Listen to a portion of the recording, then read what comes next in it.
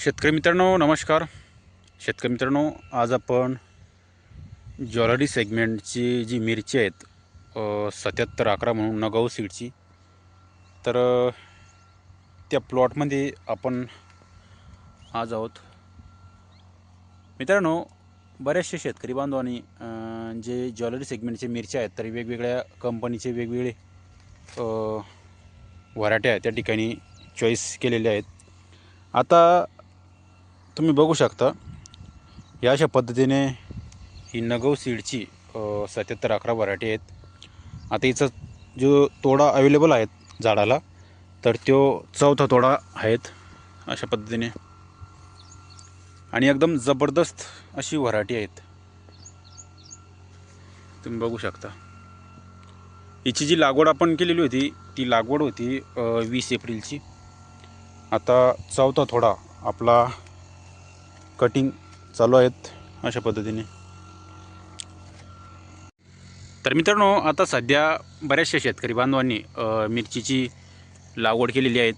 काही शेतकरी बांधवांनी G4 सेगमेंटची मिरची लागवड केलेली आहेत, तर काही शेतकरी बांधवांनी बैराम, सिमला, पिकाडोर अशा वेगवेगळ्या पद्धतीचे मिरचीचे वाण त्या ठिकाणी निवडलेले आहेत. तर मित्रांनो, आता जर का तुम्हाला ज्वेलरी सेगमेंटची मिरची लावायची असेल तर तुम्ही 7711 नगाऊ सीडची व्हरायटी त्या ठिकाणी लावू शकता. जबरदस्त व्हरायटी आहेत. कंप्लीट 8व्या दिवशी हिचा तोडा तोडणीसाठी येतो, आणि रोगाला सुद्धा एकदम म्हणजे चांगली आहेत, म्हणजे लवकर व्हायरसला बळी पडत नाही, आणि उत्पादन देण्याची क्षमता ही अधिक आहेत. तर अशा पद्धतीने आपला 7711 मिरचीचा प्लॉट आहेत. अशा पद्धतीने तुम्ही बघू शकता, चौथा तोडा आहेत. पाण्याची थोडीशी कमतरता पडली होती. 9000 खोड आपण या व्हरायटीचं लागवड केलेलं आहेत अशा पद्धतीने. तर मित्रांनो, जर का तुम्हाला ज्वेलरी सेगमेंटची व्हरायटी लावायची असेल तर तुम्ही बिंदास 7711 व्हरायटी त्या ठिकाणी लावू शकता. जबरदस्त व्हरायटी आहेत. हे थोडंसं आळाईमुळं एक अर्धी मिरची आपल्याला अशी दिसते, परंतु व्हरायटी चांगली आहेत. तोडणीला पण एकदम सोपी आहेत. तर मित्रांनो, तुम्ही हा व्हिडिओ कुठून बघता खाली कमेंटमध्ये नक्की सांगा.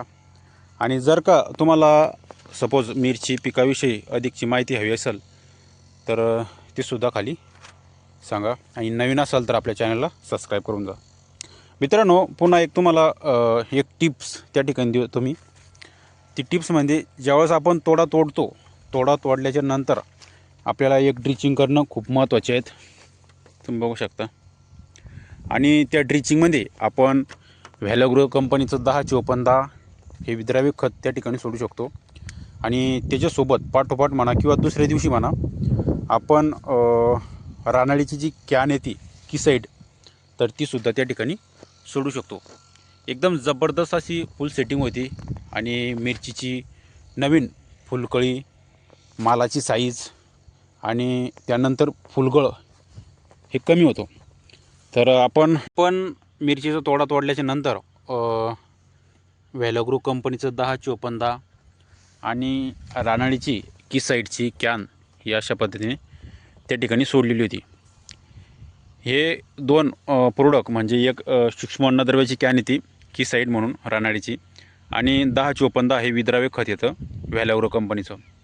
हे सोडल्याच्या नंतर आपल्याला जबरदस्त अशी फुल सेटिंग त्या ठिकाणी बघायला भेटते, आणि नवीन फुलकळी चालू होती, फुलगळ थांबतं, आणि जबरदस्त अशी मालाची साईज आणि सेटिंग अशी जबरदस्त त्या ठिकाणी होत असते.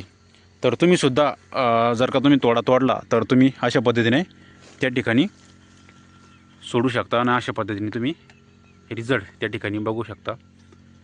एकदम जबरदस्त व्हरायटी आहेत. फक्त न्यूट्रिशन मॅनेजमेंट, फवारणी व्यवस्थापन हे जर का योग्यशीर असलं तर तुमचासुद्धा प्लॉट अशा पद्धतीने त्या ठिकाणी बसू शकतो. तर मित्रांनो, नवीन असाल तर आपल्या चॅनलला सबस्क्राईब करून जा आणि अशाच पद्धतीने नवनवीन पिकाविषयी माहिती घेत जा. तर मित्रांनो, धन्यवाद.